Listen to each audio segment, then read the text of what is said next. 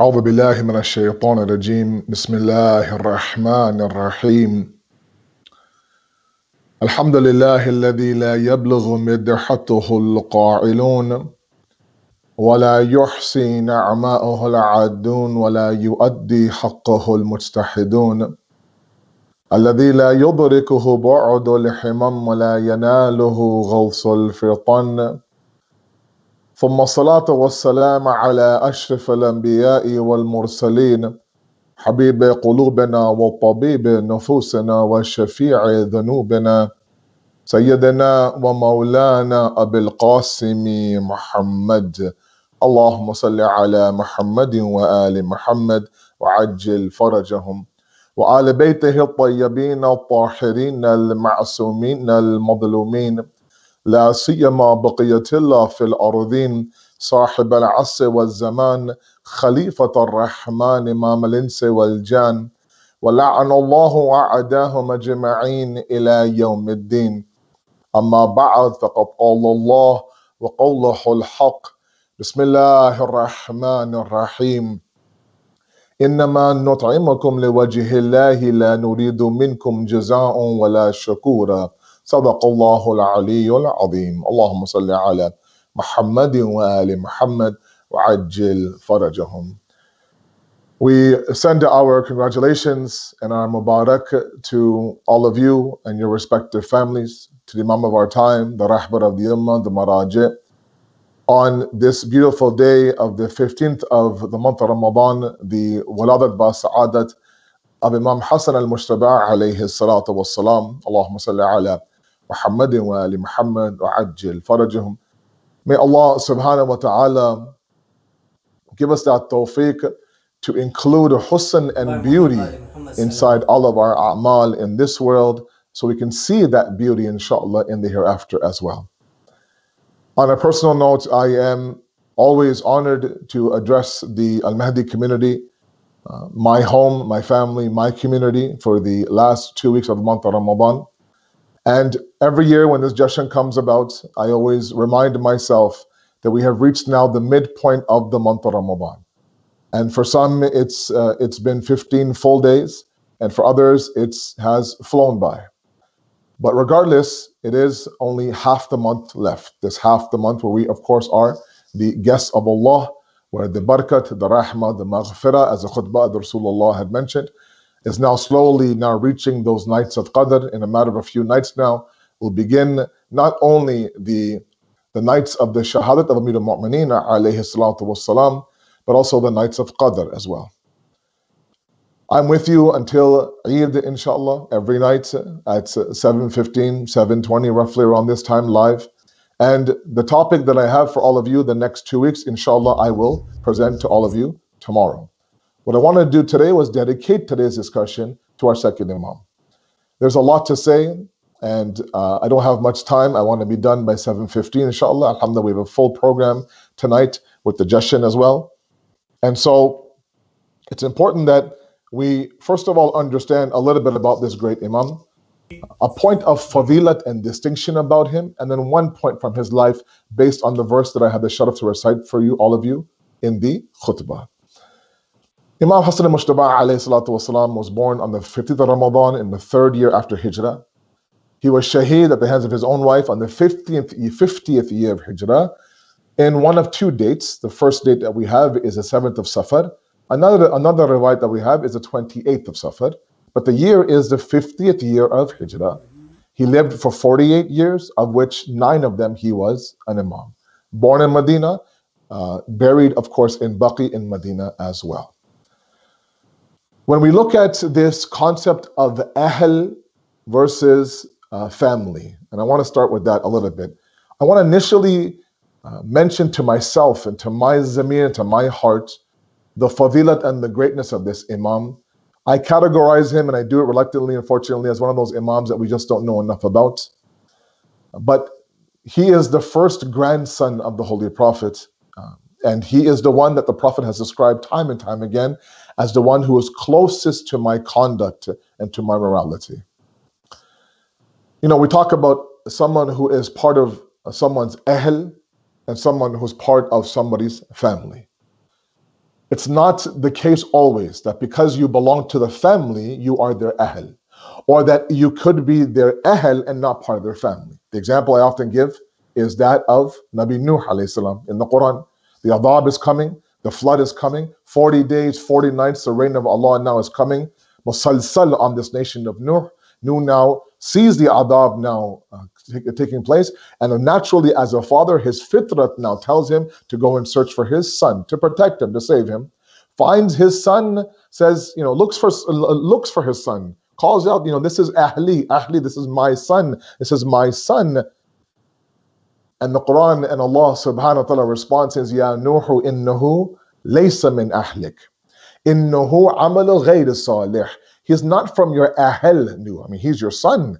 Biologically, genetically, bloodlines, all that, I can't deny that. But to say he is your ahl is something else. Innahu laysa min ahlik. And the portion of the verse right after describes why he's no longer the ahl. Innahu amalun ghayr salih. He's actually the embodiment and the personification and the tajassum of an amal that's ghayr salih, that's not righteous. Now, there's a whole discussion on why the Quran does not say he performs amal that are ghayr salih. Doesn't say that. The Quran says he's become an amal or an amal that is ghayr salih. Meaning to be part of someone's ahl is closely related to their amal. What's the point of you being a son of Nuh if you're not going to tread his path?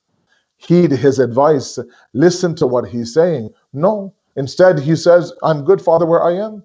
And of course, the adab overtakes him.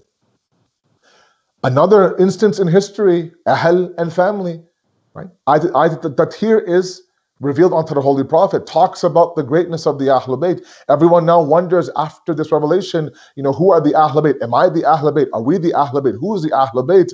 And now, of course, the Prophet, very famously in the books, go to the door of Fatima Zahra, Salaam Alaikum, and say, Assalamu Alaikum ya Ahlul Bayt an-Nabuwwah.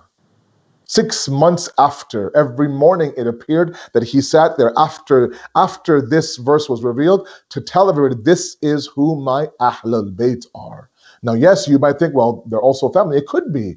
It could be that your bloodlines are also your ahl, but the Prophet also had uncles and other individuals part of his bloodline, part of his family, that simply were not part of the ahl. Then you have somebody like Minna Ahl al-Bayt, Salman al-Farsi, who was a Sahabi, who was a companion, who's not even an Arab, but yet he became somebody who was part of the Ahl al-Bayt. So we know that to be part of someone's ahl involves you becoming the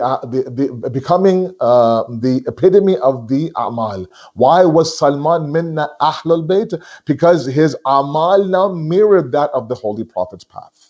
Now, why do I say all this? Why did I go through this whole exercise? Because when we hear this very famous tradition by the Holy Prophet about Imam Hassan and his brother Imam Hussein, alayhim salam, that Al-Hassan wal-Hussein, Sayyid Shabab Ahl Jannah, that they are the Sayyid of the youth of paradise. Now, it's a little bit of a lost translation in the English, but here the Hadith describes the Ahl Jannah, not the Ashab Jannah, right? We have a discussion of the Ashab and non-Ashab Jannah in the Quran, but this Hadith says that talks about those who are the Ahl Jannah. And now we identify Ashab as one thing, Ahl is one thing. Right? The Prophet had many Sahabi, many Ashab, but they were only the khas of the Ahlul Bayt. This hadith talks about those who are the Ahl Jannah, meaning they are people who have a very high rank, high maqam inside Jannah. Right? They have earned through their amal the rights to be called the Ahl Jannah. The beauty of Imam Mujtaba alayhi salam is this hadith does not include him in the Ahl Jannah. Instead, the hadith says that he is the Sayyid of the Ahl Jannah. If the Ahl Jannah are at this level, the Sayyid of those are at a much higher level. So now we understand the maqam and the greatness of Imam Mujtaba alayhi salatu wasalam. Why do I mention this in the beginning? Because sometimes we should hear these words of fadail of the Ahlul Bayt to invoke and create love of them. When you love someone, when you adore someone, when you cherish somebody, you do your best to follow their path and not to upset them. So this is no ordinary celebration, no ordinary imam. And unfortunately, sometimes, he was Muslim back then, and he's also Muslim today. Incorrect, blasphemous information has been written about him in history in terms of his conduct and his character. I don't want to go down that route. I do want to focus on this one notion of the verse I read to you in the khutbah from Surah Al-Insan. That's one about Ahl.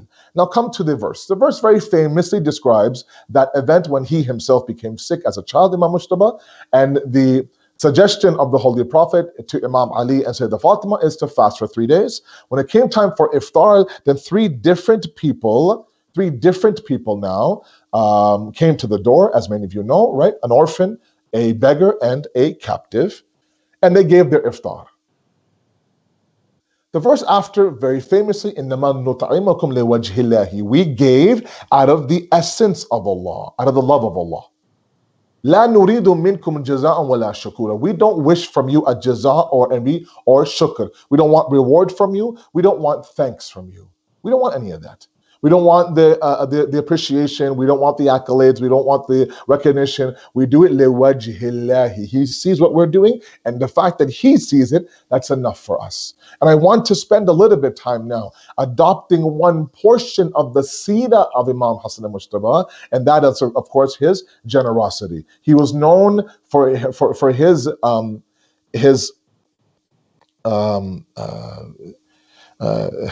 him meeting and greeting those individuals who were less fortunate, to the point where some of his ashab would say, this is not munasib, or it's not appropriate for someone like you to be sitting with people like this inside society. But he would say no, And not only would he sit when they invited him, they would of course come and sit when he invited them. He had this very famous open dastakhan, open sufra. People would come and fill their stomachs up with the food that was put of barakat and filled with barakat from Imam Mujtaba. His generosity, 3 times in his life, he gave away half his wealth. And he gave half his wealth liwajhillahi. Why did he do that in his life? Because at a very young age, he's seeing that inside of his own home environment, there is this idea and this notion that these are my parents who are given now for no apparent recognition, no accolades. They don't want anything. They don't want a thanks. They don't want a gift. They want nothing. They simply want Allah subhanahu wa ta'ala to see what they're doing. Okay.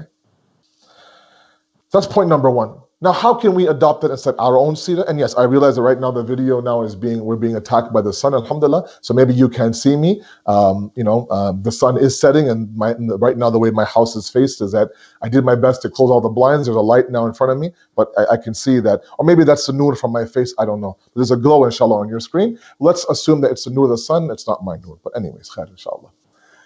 So how do we adopt that? I think sometimes, we are people who are generous. I try to be as generous as possible. But the problem is that I want that sense of the accolades. I want the sense of, someone to do the shabash, the taliyah. I want the plaque. I want the certificate. I want my name engraved somewhere. Right? If I don't get that, then I feel like, oh, wait a second, where's my name? Right? And I get it. It's fitri sometimes to be acknowledged for what you have. When you give somebody a gift and they don't thank you, you feel odd. But sometimes people go to the extreme that, if they do something which should be originally out of the love for Allah, and then when they don't get recognized the way they want to get recognized, meaning the izzat that they think that will happen because of what people might say, then they become a little bit upset. Right? So you are, let's say, a Sunday school teacher, and the awards day comes and you hand out, awards to all the teachers, let's say, and you somehow forget to mention, a teacher's name. There are some people, maybe me, maybe someone like me will come up and say, look, I taught this dinyat class all year long. Where is my award? I want it to be called up. I want that walk up. And I get it. It's nice to feel appreciated. But sometimes when we actually quit doing the act of generosity because we're not properly recognized by the creation, then that becomes a problem. Yes, hadith will say you thank the creation by thanking the creator, you thank the creator by thanking the creation. Absolutely, both are there, no doubt. There is a level of thankfulness.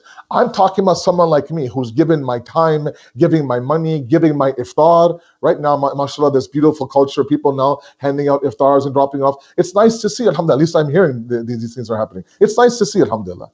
Right? And hopefully we're doing it out of what? Liwajhillahi. We're not doing it for it's a nice gram moment, or it's a nice Snapchat moment, or it's a post on Facebook, or it's a I'm the one giving and I'm the one who's posting it as well.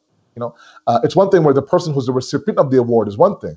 It's one thing where the person who's giving is also sitting there and publicizing it and making all over media. Oh, I hope you really enjoyed the pakoras or the samosas. MashaAllah, that's great. And I'm just trying to get me to the point where I'm trying to get to the point where I give and I do things quietly. I was listening to a speech of an alim last night, and a point that he made really, really resonated with me. And I want to share with all of you on this beautiful day of the Waladat of Imam Mujtaba, in light of the fact that he's known for his generosity. And he talked about being anonymous in Islam, anonymous. I had something else planned to say about Imam Mujtaba. I heard this point last night, and I thought it's important that in this world of glamorization, in this world where you have to make sure that you publicize everything, branding, marketing, a person now is no longer a person, we're a brand. So long as I promote that brand, it's good for me. And in this era of branding and marketing and consumerism, right, you find it almost counterproductive to not to be anonymous. That make sure that people see what you're doing. Make sure that you post it, right? If there's a picture of you at a food bank or a soup kitchen putting soup in someone's bowl, make sure you get that, did you get it? Yeah? Should I hold a spoon up? You got it? Okay, great. Right? So, everything's manufactured, everything's a studio, everything is, the lighting, this and that, blah, blah, blah, right? All that, and make sure you post it up. That's not anonymous, right? The idea is to do it and do it knowing that the only person that saw me is Allah subhanahu wa ta'ala. That act that's done in the most secrecy, that act done in the utmost secrecy has the highest reward, hadith says. The Holy Prophet says that. The problem is that the moment we do something good, our nafs amara kicks in and begins to whisper and whisper and whisper and say, look, tell one person, tell two people, tell three people. And that's fine. We do an act in secrecy. We do an act where nobody knows. And several times there are people out there, angels on earth, that are doing an immense amount of work and nobody knows. Be it writing a check, be it delivering food, be it whatever the case may be. And they're doing it all anonymous. But the problem is that sometimes, we're up against this nafs inside of us that is attached to ujb, right? This self-love that we have. And that self-love that we have, is screaming at us, tell one person, tell one person, tell one person. And you tell that one person, it's still thawab, it's still reward. It's not like that. But it's not that reward of the anonymous good doer. But now, because that one person gave you some talia, some shabash, some tashweek, some dad, some encouragement, that felt good. Then I said, oh, it felt good. Can I have one bite of that samosa? Oh, that samosa is delicious. Can I have the whole samosa now? Sure. One person felt great. Imagine 10 people now. The nafs continues to whisper. One becomes 10, 10 becomes 100. And that one act done in secrecy, anonymously, now becomes an avenue of riyah. When now that goodness is gone, and you end up now doing it fi sabilillah, to who? To fi sabilinnas, or fi sabili, for my path, for my own sake. Let's do our best in the wake of Imam Mujtaba alayhi salam, in light of his celebration, that whatever goodness we do, whatever husn we do, whatever beauty we do our best to do it anonymously. Now, not everything can be anonymous.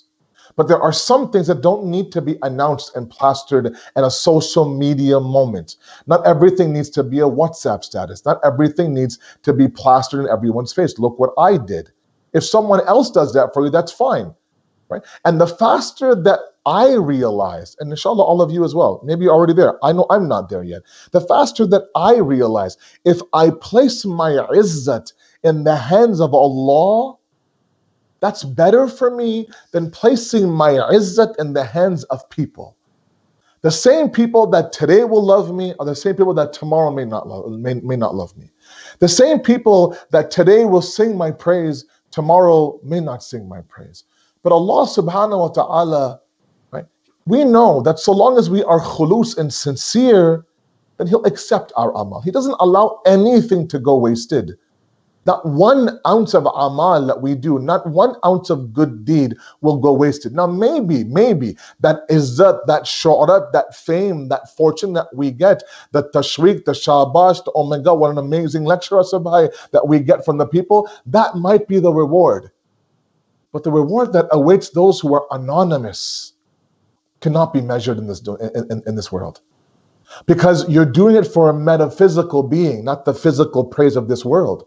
And because it's for a metaphysical being, the reward should also be metaphysical as well. We can't measure that in this world. He would give liwajhillahi, and his father, and we've heard so many stories. And in one story from the life of Imam Sajjad alayhi salatu wassalam, Allahumma salli ala Muhammad wa ala Muhammad. Very, very quickly, his last few moments in this world now. His son Imam Muhammad Baqir is describing this moment. Doing ghusl on my father, I would see marks on his back in between his shoulder blades. Realizing then that they were the marks of him carrying food on his back, on his shoulders for the orphans at night. He had no idea. Being his son, he had no idea. In a few nights now, we'll begin the shahadat of Amir al-Mu'mineen. Beautiful points of fadail and masa'ib for Amir al-Mu'mineen. One of them is the very famous story of after burying Imam Ali now, this old man is heard crying. Imam Mujtaba has this conversation with him, finds out that this was a man that his father, meaning Imam Ali, would frequent every single night, almost every single night, but would never tell him his name. He would say, the old man would tell Imam Mujtaba, I would ask him, what is your name? Who are you? Why do you come? He said, just like you are gharib and faqir, I am also gharib and faqir in this world. It's not important what my name is. But we are together, let's enjoy each other's company. Anonymous. Didn't know who he was. He was blind. He had no idea who he was. Do it liwajhillahi. And then watch the izzat pour in from places that we never know. And even if we don't get the izzat, if we don't get the shoulder, if we don't get the recognition, how will they know, Malana? How will they know? It's enough that Allah knows. It's enough to know that Allah does it. If Allah will not waste the ibadat of shaitan himself, that one of the reasons why he gave shaitan respite was because, certain tafsirs say, that because shaitan did worship him for thousands of years, and that worship requires a reward, Allah gave him respites.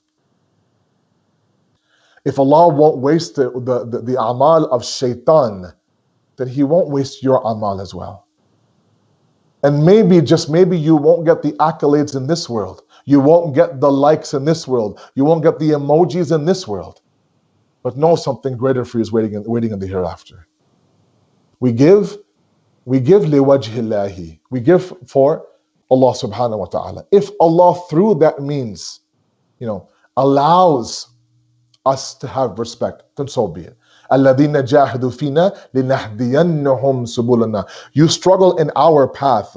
Allah says, I will open up doors for you. Doors of risk, doors of courage, doors of izzat, doors of respect, one by one. Just struggle in our way. It's hard.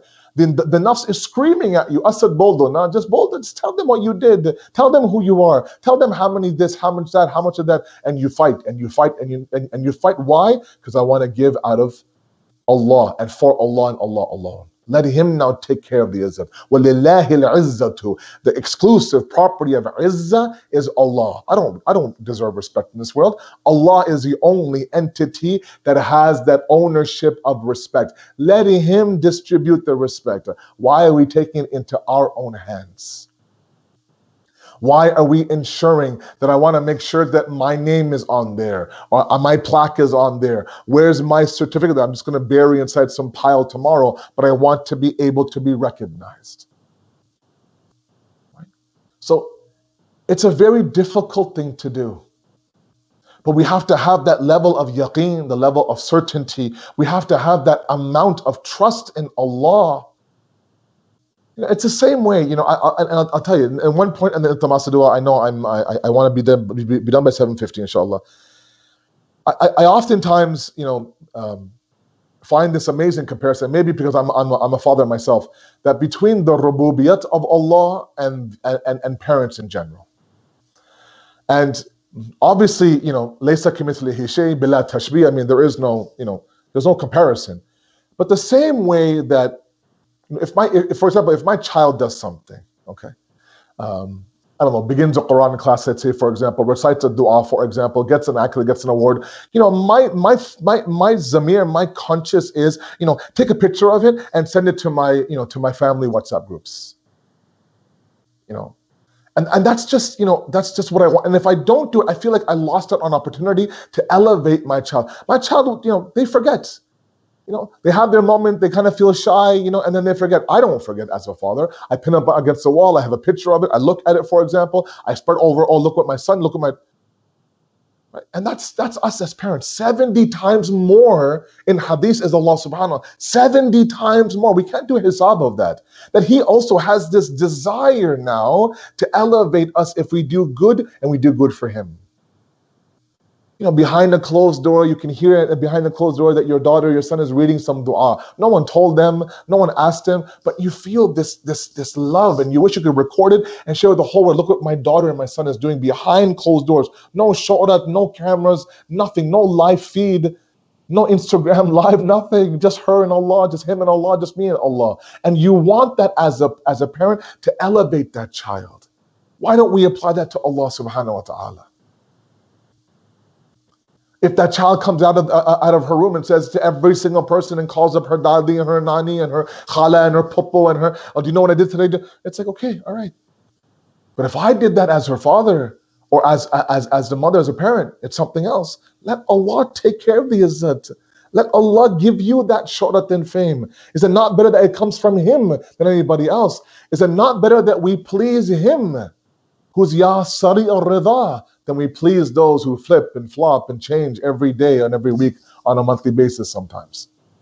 So we want to give and give for the sake of Allah subhanahu wa ta'ala, in light of the fact that we are here today to celebrate that jashan and that wiladat of that man who kept giving and giving and giving, but he gave when? He gave liwajhillahi. He did not what la nuridu minkum jaza'an wa la shakura. I don't want jaza, I don't want shukr from you whatsoever. We ask you, Allah subhanahu wa ta'ala, to accept our qaleel efforts, inshallah. We ask you, Allah subhanahu wa ta'ala, the big nights of Shab Qadr are coming. Allow us to benefit from those nights the way that we should. Accept our amal, forgive our sins. Allow us to stand beside our Imam when he comes, inshallah. Thank you very much. Wassalamu alaikum wa rahmatullahi wa barakatuh.